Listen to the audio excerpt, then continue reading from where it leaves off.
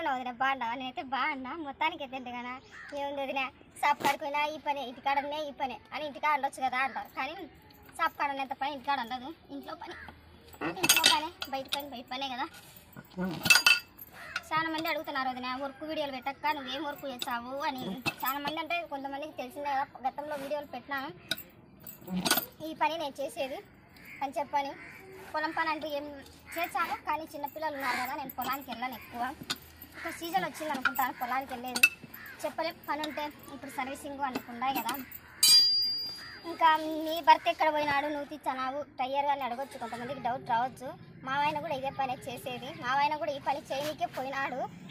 అడుగుతున్నారు కదా నువ్వే చేర్చంటావు మీ ఆయన చేసేది చూపించవని.